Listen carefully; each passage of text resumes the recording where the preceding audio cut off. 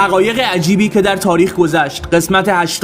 بعد از لو دادن مخفیگاه چگوارا توسط یک چوپان به او گفتند چرا با مردی که تمام زندگی خود را به دفاع از شما پرداخت چنین کردی؟ چوپان گفت درگیری سربازان او باعث رم کردن گوسفندانم شده بود. در قرن 19 در آمریکا این باور که سوسیس ها از گوشت سگ درست شده اند آنقدر گسترش یافت که مردم شروع به استفاده از واژه هات داگ یا سگ داغ کردند که تا امروز نیز به همین نام معروف است. امپراتورها و فلاسفه یونان خودخواسته سم می نوشیدند تا در صورت سوء قصد بدنشان مقاوم باشد. گفته می شود هیچ پادشاه رومی با سم خوردن نمرد. در سال 1940 پنیسیلین در حدود 1000 میکروب را نابود میکرد، اما امروزه فقط 5 نوع میکروب را نابود میکنند. سربازی در کره شمالی برای پسرها 10 سال و برای دخترها 7 سال به طول میانجامد. سالانه بیش از 1000 نفر از کره شمالی به کره جنوبی فرار میکنند که 70% از آنها زن هستند.